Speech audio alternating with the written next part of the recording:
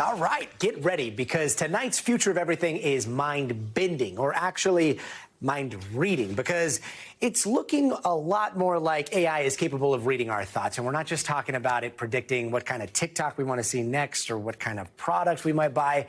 This next breakthrough is a lot deeper, all the way down to the very tissue of our brains, where researchers have used AI to translate brain scans into text. Now, for this study, scientists at UT Austin created a 3D view of a person's brain while they listened, watched, or imagined a story. And see, we've got it for you right there. That pink stuff, all that pink stuff means above average brain activity, and the blue spots have below average brain activity. And to us, we see that and we're like, okay, that part's activated, that part's not.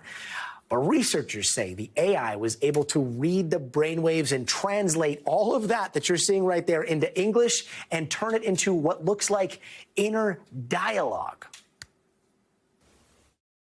This is a real leap forward compared to what's been done before, which is typically on like single words or short sentences, where you can get something about the gist of a sentence or something about, what a word is related to. But we're getting whole strings of text, pretty complicated ideas. Okay, so what does that actually look like? Check this out. Here are the volunteers, and the volunteers were asked to watch a movie clip without audio, and this is what the AI described. You're seeing it right there, actual stimulus, and they described, I see a girl that looks just like me get hit on her back, and then she is knocked off, end quote. The eyes saw it, the brain processed it, and the AI typed out what they were thinking. I'm still trying to figure out how that would even work. With us now is Nita Farahani. She is a futurist, an ethicist, a law professor at Duke University, the author of Battle for Your Brain, Defending the Right to Think Freely in the Age of Neurotechnology. Welcome, doctor. So researchers are saying that they hope that this could one day help victims of like a stroke. But how do you see this type of technology being used? I think it has tremendous promise in that it actually offers potentially people who have locked-in syndrome, suffering from ALS or other conditions, to be able to have their thoughts interpreted into speech so that they could communicate with the outside world.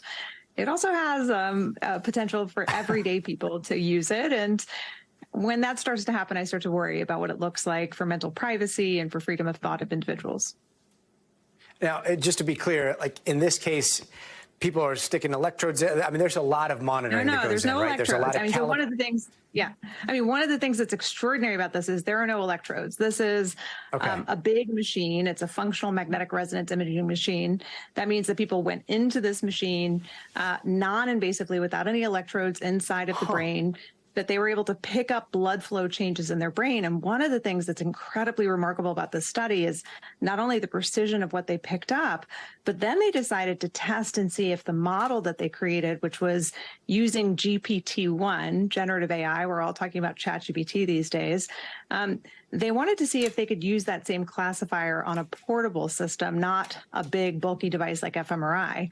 So they tried it out on something called FNIRS, functional near infrared spectroscopy, which is a wearable device, something that people could use in their everyday lives to track their brain health, to track their, everyday focus and mind wandering. They found that they could get the same level of precision using that kind of portable device with the classifier that they had developed. In other words, everyday mind reading may be possible using devices that we may come to use in our everyday lives. It's non-invasive and GPT-1. So this was done before GPT-4. We don't know what's on the horizon. Your book talks about mental privacy. What are your concerns when it comes to AI and other neurotechnologies that could infringe on that? So the coming future that I see is the use of everyday brain wearables. People are used to wearing, for example, sensors that track their heart rate or track their sleep activity in the form of a watch or a ring. Now, companies like Meta and Snap are starting to buy and develop their own neurotechnology to put sensors that track brain activity into everyday devices like earbuds or headphones that people could use to take a conference call, but also track their brain activity, which can be promising for things like tracking brain health or tracking focus and attention. But it also means that the very same corporations who commodifying all of our personal data are suddenly going to have access to what's happening in our own brains. And then I fear that our right to mental privacy, our right to freedom of thought could substantially be interfered with. We've already seen that kind of interference with things like Cambridge Analytica, when you can start to have much more precise access to what people are thinking and feeling, and then change what they're seeing in their social media or the kinds of algorithms that are feeding different information to them and the platforms that they interact with. I worry that there's a future that we're just not ready for. Nita, I feel like we should be talking to you every single day. I hope you come back. Thank you so much for this conversation, and hopefully it's one of many more to come. Thanks so much for joining us. Thanks for having me. And that does it for us tonight. Thanks for watching our YouTube channel. Follow today's top stories and breaking news by downloading the NBC News app.